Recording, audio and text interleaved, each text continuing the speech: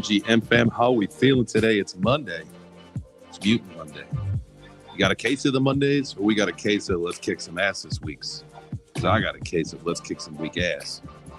Well, that sounded terrible. Not like if you're weak, we're not going to kick your ass. We're going to kick the weak's ass. Does that make sense? Turbo, save me. What's up, man? What's up, man?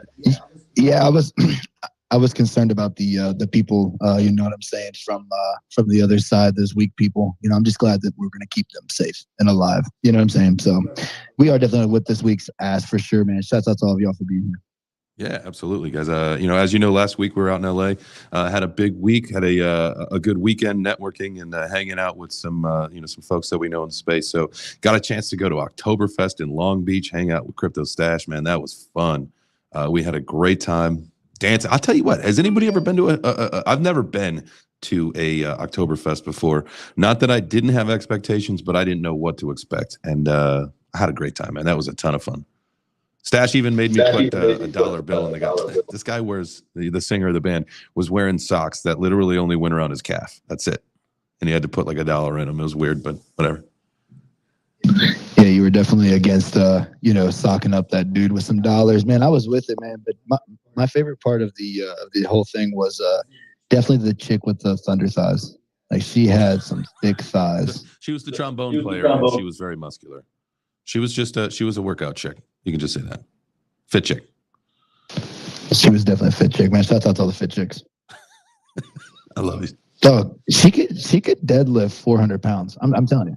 Like, I was mesmerized. I was like calculating in my head like the size of her legs, like how much she could deadlift and squat. It was impressive. Do you think that she could deadlift or squat more than you?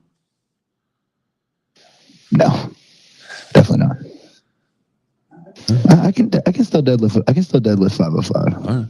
All right, we'll see about that. One of these days we'll get into the gym and we'll have to verify all the stuff. But until then, guys, thank you for joining us. This is Web3 Breakfast. It is Monday, October 8th. A few minutes after 10 a.m. here on the East Coast. Glad to be back home where the time makes sense. I tell you what, I love going to California. Always have such a great time there.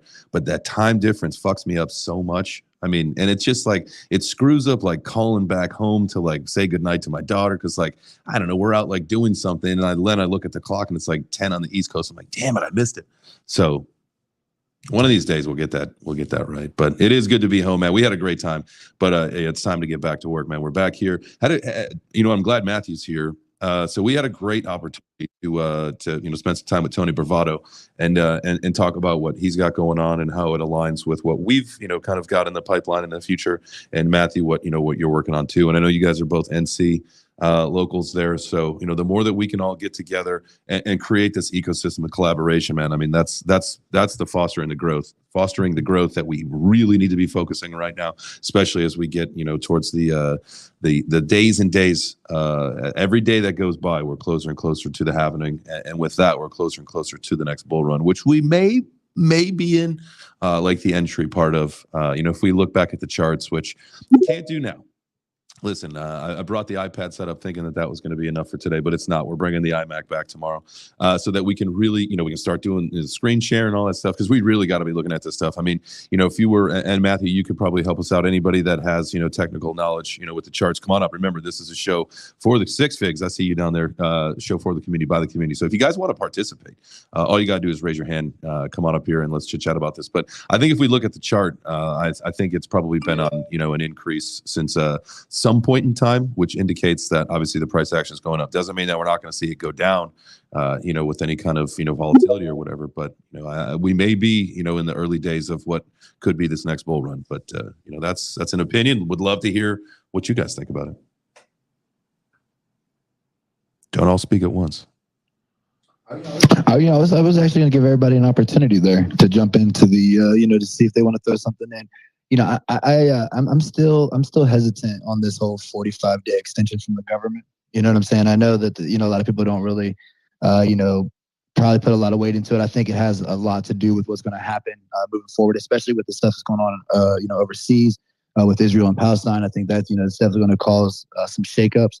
And then, too, like looking into the news, one of the things I looked at was, that PayPal put in to have their own marketplace. So it's like we have these, we have big brands that are stepping up to the plate that are starting to move in, which is good indicators that it's about that time. But there's just so much like instability in the world right now, man. That's where I messed up. Matthew, what you think, bro? GM fam. Hope y'all had a great time. It sounded like it was an awesome event. Awesome to hear that Mr. Bravado was there. He's part of the NFT Charlotte sort of coalition. Him and Diamond had an awesome panel earlier this year that I was a part of in Charlotte. And it was great to see him in Vegas too. So I know they did stuff at USC. They've got a lot of great things going on. So happy you're able to connect with them. And Turbo, you're right. Like some of the stuff that came out this weekend is certainly unsettling. The markets didn't really love it too much today. International stuff is always going to be sort of a thing that keeps all markets on their toes, and people aren't really sure, what's going to happen. It's always a bit more volatile. So I think that those things are always really important from a technical stock position, but always remember from a Web3 space, that's going to be even more volatile than the traditional stock space, right? Like we're still in this sort of infancy, and we're not super mature enough from a Web3 perspective with regards to these tokens and these assets. So anything that's going to cause volatility in the traditional market is going to 100% translate probably a little bit more volatility toward the crypto space. And to your point too, Turbo, on the 45-day extension, that's something that people like hear, okay, 45 days. And then 44 days later, they're like, oh shit, yeah, that was a 45-day extension. We got to get on that. So I have no idea what's going to happen there. And then of course, I think toward the end of the year, you're going to see some tax loss harvesting as well. So, it might exacerbate things a bit to the downside, but I'm personally keeping some dry powder ready for the beginning of the year. And that's, I don't know that I've talked about this much, but we're actually in the process of launching a $10 million fund. So we're going to put a lot of capital to work in both the traditional markets and the crypto markets in a kind of a new, unique way for investors. And that's part of what we're working on and building on in the coming last quarter of this year. Yeah, and and too, the thing also, Matthew, on that is, we were listening to the news on the way in this morning, and they've shut down the Gaza Strip. No food, no fuel, no commerce moving into that area of the world altogether. Yeah, no electricity. So that's going to definitely play a big part. And here's kind of the thing. This is one of the things that I see as kind of being an issue when we really look at this, is the fact that we have a lot of budget issues already inside of our government. And so there's a lot of political pressure when it comes to Israel and the Palestine, that whole issue together. And so with this war going on, I think that it's going to cause more budgets, because I see our government trying to use that as leverage to kind of get what they want. Anything on that, Matthew? For me, it's like still too early. And I also have a hard time reading so much into these things. I think that there's people who trade pretty frequently and trade on news and on sort of global macro trends. And I've always been kind of a person that tries to keep their eye on a little bit of a North Star. All this stuff just, it kind of paralyzes you, like an analysis paralysis kind of thing. We overthink so much of the stuff that's going on, and we try to make trades or try to take positions based on those events and what we think is going to happen. And the truth is, either the people that know what's going to happen have already made their money and their positions and are using us broadly as a market as exit liquidity, or people are making bets and placing them on sides, and we have no idea what's going to happen, right? And I think that that's just a big challenge for people, and it really starts to cause a lot of emotional investing, which is something we want to try to stay away from. Trying to anticipate how world events are going to evolve and change the market is going to be a really tough thing to do, and you're not going to get it right a lot of the time. So as long as you keep sort of the dollar cost, I know it sounds like boring, right? But that's what investing should be. You dollar cost average, you buy low and buy high and just keep knocking it out and keep adding and adding and adding. And you'll be in a much better position without having to worry about these sort of macro trends. Yeah, I completely agree, Matthew. Sorry for cutting in there. I couldn't raise my hand, Yeah. but I'm on the PC. So, but yeah, GM everyone. I just wanted to add to what Matthew said there. I mean, when it comes to like global macro, like events happening, such as the stuff going on in Israel, you're going to see volatility spike like crazy. Like that's just what happens. You're going to have crazy ups and crazy downs, like these crazy giant candlesticks, and that's just how it is. I mean, that's just like short term. A quick reaction from traders and investors. But you have to realize that in traditional markets as well as with crypto markets, everything is priced in. Like that's just how it is. Everything is already priced in. So if there was no long-term outlook by like long-term investors, we'd all be at zero right now. Like none of this would be worth anything.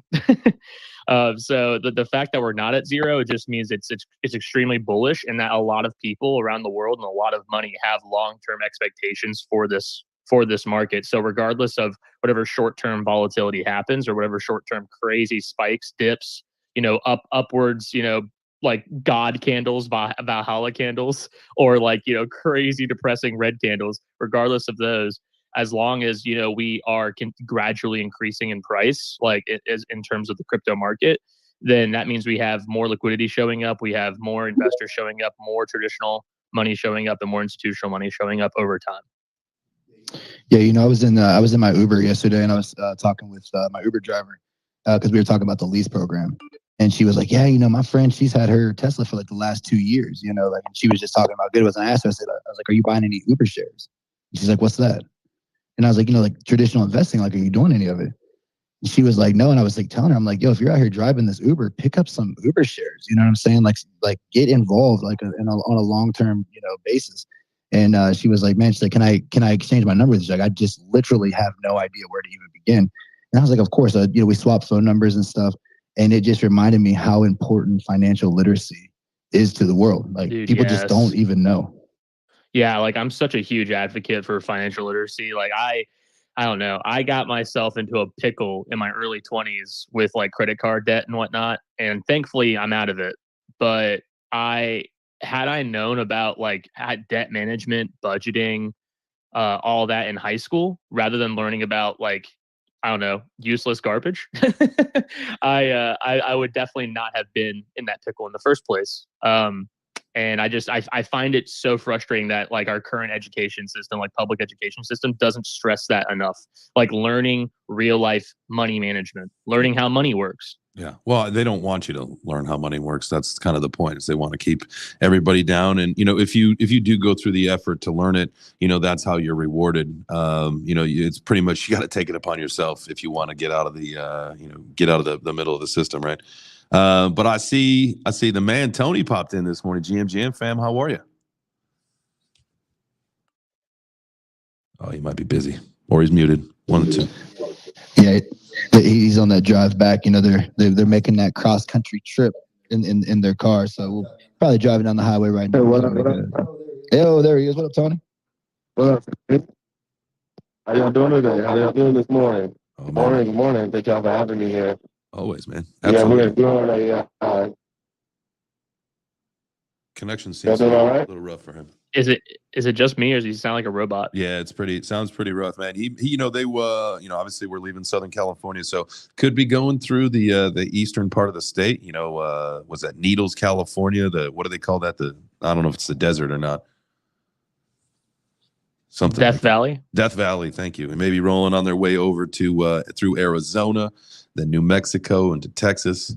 On their way back to the East Coast, man. But shout out to you, Tony, man. If you get better connection, just chime back in.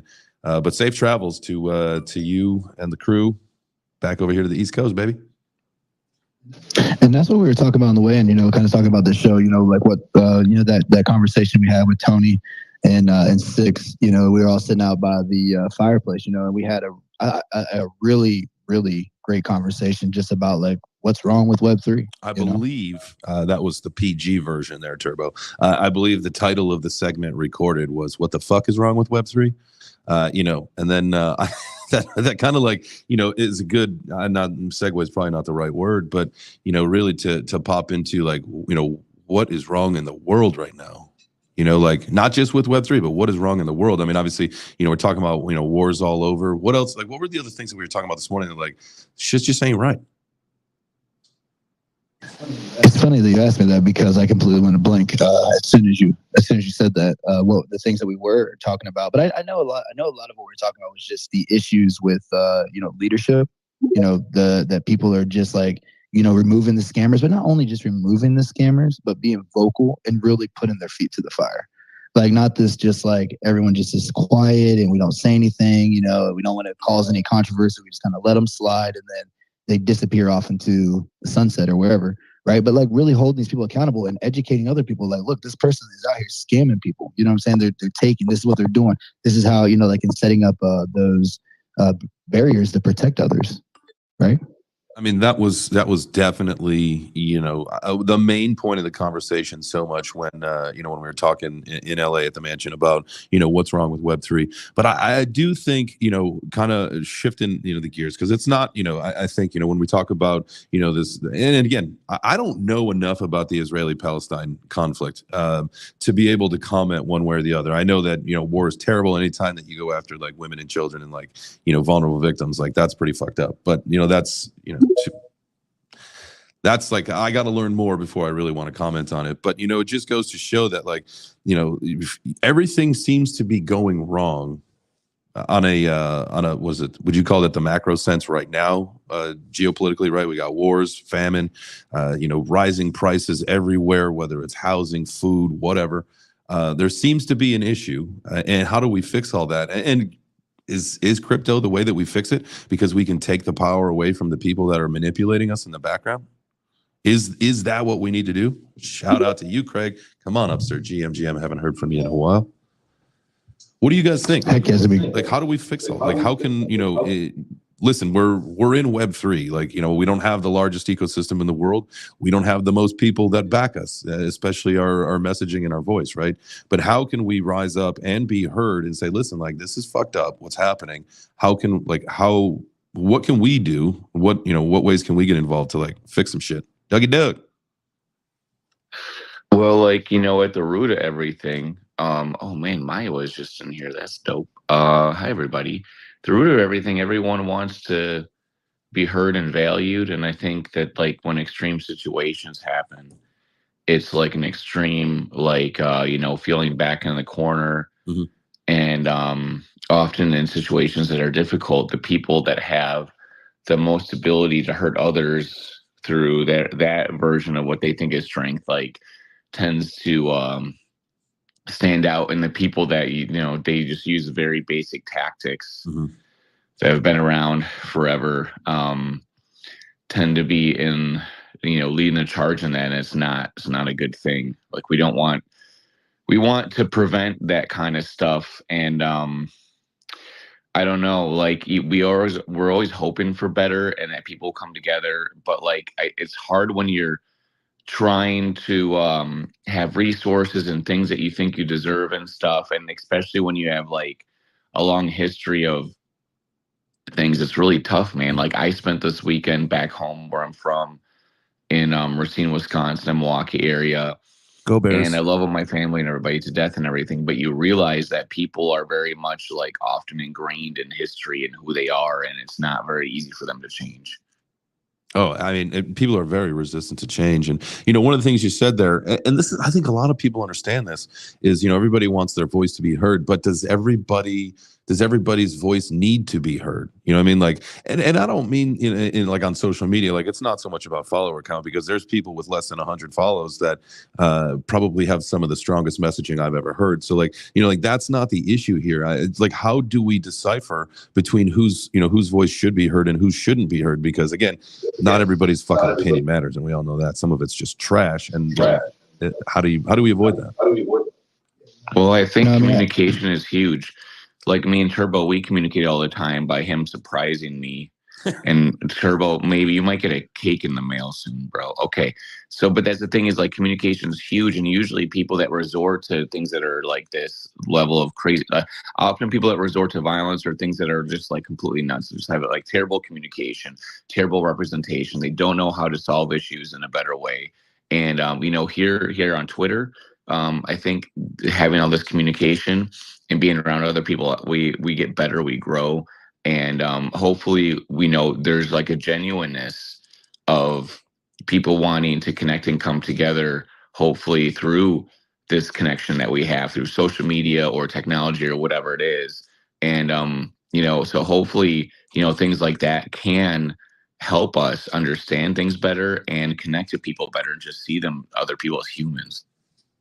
No, for sure. I think one of the biggest things when it comes to communication and like where we suffer so much just in the world, not even just on Twitter, is that people want to have an opinion on things that they have no facts about. Like there's a group of people, they just want to be a part of the conversation. The moment that we can just get people to kind of step back and slow down a little bit, you know what I'm saying? And like listen in the place you need to listen and talk where you know what you're talking about, and you have a voice. But if you are just saying words with no facts behind them, like it's literally valueless. But I know we got some hands here. Whoa, Diz, what's up, family? Good morning, man. It's so good to see you guys.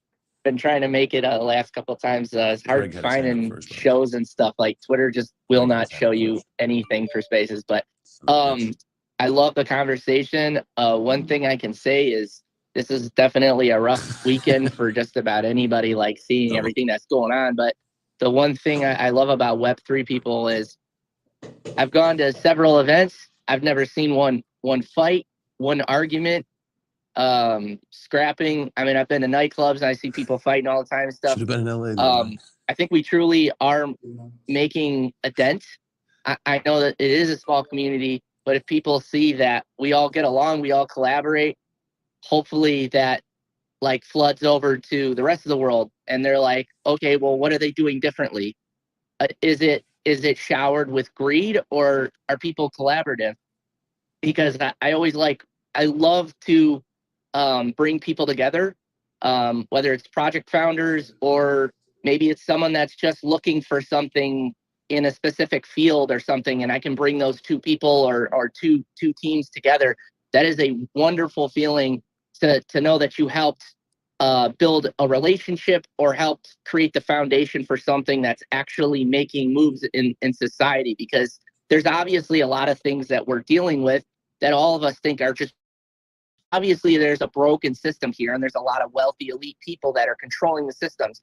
So yeah, if we do somewhat pull the rug from under them and we do stay cohesive and we're not divisive as so many are right now, and we are ignoring the media narrative that they're just shoving in our face, and we're ignoring it, and we're putting our nose down and building and grinding, I think we're going to be okay. But it's like, if you do take in too much negativity, it's always good to take a step back. I mean, people say touch grass, but like you really do need to disconnect every once in a while and realize the world is it's bad, but you can make it a better place by like one good deed at a time and making one person's day better at a time and trying to make other people happy. Facts. Instead of just being negative all the time.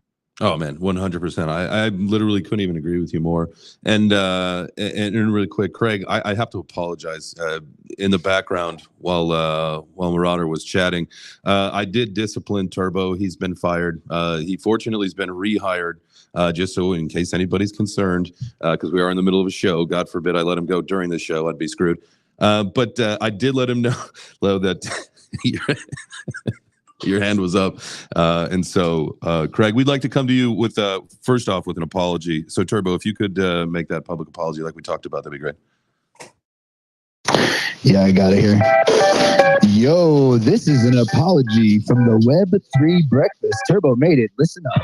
Yo, Craig, I have to apologize for you and the meta rides. What you and Hermes do over there at meta rides should not go unnoticed. And that's why I have to take this opportunity to say that was my bad. When I went ahead and picked Walt Disney first and didn't see your hand, that was 100% on me. And has nothing to do with J-Chains because you, sir, are worth it. You have one hell of a project. If you guys haven't done so, make sure you swing over and check out the meta rides. Give Craig a follow. Give Hermes a follow.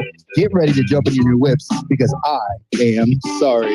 And this has been your Web3 apology. Oh, thank you, sir. Thank you, sir. You kill me. You kill me. Firstly, hello, everybody. I have been absent for a couple of weeks. So much going on, as you guys know, but it's a pleasure to be back here and on this panel with you amazing people. So shout out to each and every one of you. And I see our friend Nathan from Crypto Magazine. I think it might be Nathan behind there. He's here. So shout out to you. And firstly, I just want to say, I love when Dougie speaks. He resonates. Everything he says resonates with me. He's just such a stellar human. And shout out to you, Dougie.